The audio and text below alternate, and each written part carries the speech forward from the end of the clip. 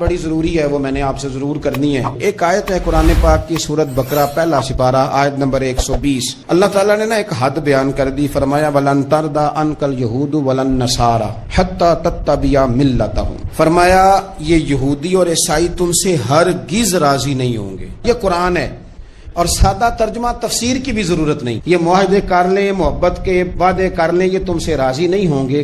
کب راضی ہوں گے؟ حتی تتبع ملتہم، یہاں تک کہ تم ان کے دین کی پیروی کرنے لگ جاؤ۔ میرا جب پہلی دفعہ پاسپورٹ بنا تو میں نے سارا پڑھا، کتابیں پڑھنے کا شوق تھا شروع سے۔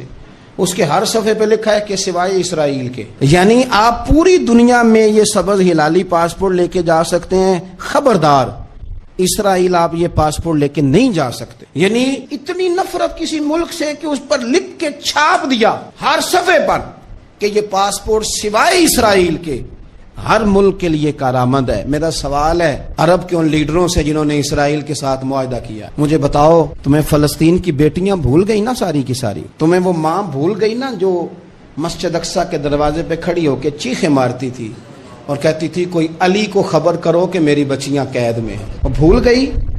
تمہیں وہ بہن بھول گئی نا جس پر شراب کی بوتل انڈیڑتے تھے اسرائیل کے فوجی؟ وہ آپ کو ابھی بھی ویڈیو مل جائے گی، وہ انڈیلتے تھے شراب کی بوتل، اسے پکڑتے تھے، دست درازی کرتے تھے، اور وہ بیٹی کہتی تھی یا رحمت للعالم۔ بھول گیا تمہیں وہ سارا کچھ؟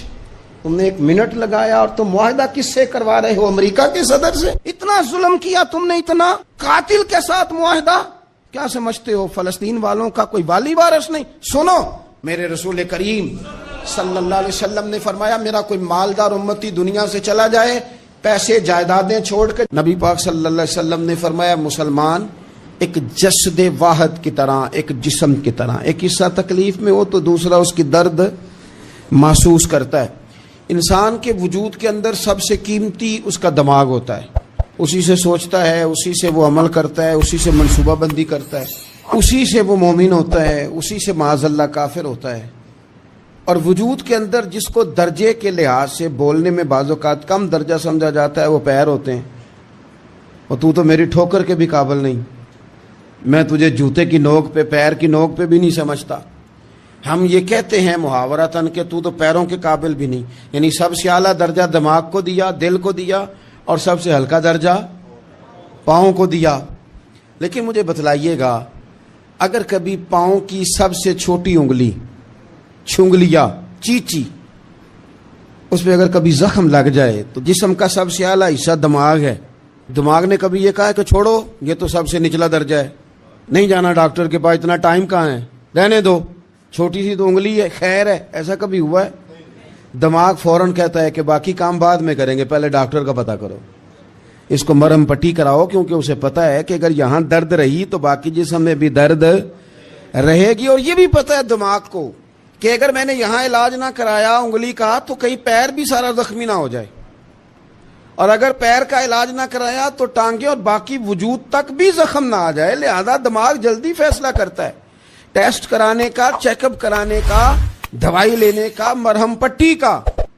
اور میرے بھائی مسلمان ایک وجود کی طرح ہے، یہ تو ہو سکتا ہے کچھ مسلمان ملک غریب ہوں اور کچھ کے پاس تیل کے کنویں ہوں، کچھ کے پاس سونے کے پہاڑ ہوں، یہ تو ہو سکتا ہے کہ بعض اوقات یہ وہ سمجھ لیں کہ ہم اعلیٰ درجے کے ہیں، لیکن یہ یاد رکھیں اگر ایک جسم کی طرح ہیں، سوچتے ہیں اور ہیں، کیونکہ نبی پاک نے فرمایا ہے، اگر اس طرح سوچتے ہیں تو پھر میرا خیال ہے کہ جس طرح تیل کے کنویں والے کو اپنی درد ہوتی ہے نا، سونے کے پہاڑوں والے ملک کو جس طرح اپنی درد ہوتی ہے نا، اس طرح اسے کسی کو بیکارت کی نظر سے دیکھنا نہیں چاہیے، چونکہ جسد واحد ہے۔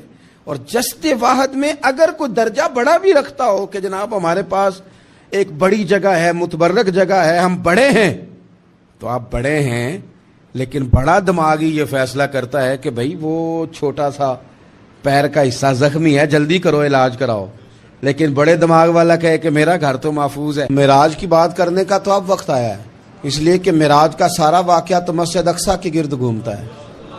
سبحان الذی اسریٰ بعبدہ لیلا من المسجد الحرام الی المسجد الاقصیٰ۔ حضور نے معراج کی رات مسجد اقصیٰ میں نماز پڑھائی تھی، اور ایک بار پھر سے طیبہ سے فلسطین میں آ، راستہ دیکھتی ہے پھر مسجد اقصیٰ تیرا۔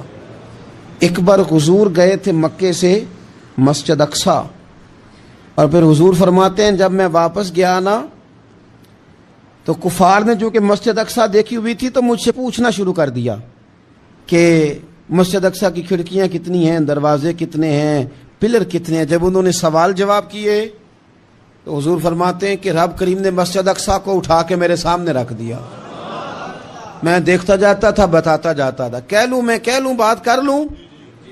ایک دفعہ حضور مکے سے مسجد اقصیٰ آئے اور ایک دفعہ مسجد اقصیٰ میرے نبی کی زیارت کے لیے مکے گئی، حضور کی زیارت کے لیے مکہ شریف گئی۔ او میرے نبی تو صرف کسی چیز کی طرف ایک دفعہ دیکھ لیں تو وہ رحمت کے پھول کھلتے ہیں۔ مسجد اقصیٰ کی طرف منہ کر کے 17 مہینے میرے نبی نے نماز پڑھی ہے۔ مسلمانوں پتہ ہی کوئی نہیں، ہماری خبریں ہی اور ہیں، ہمارا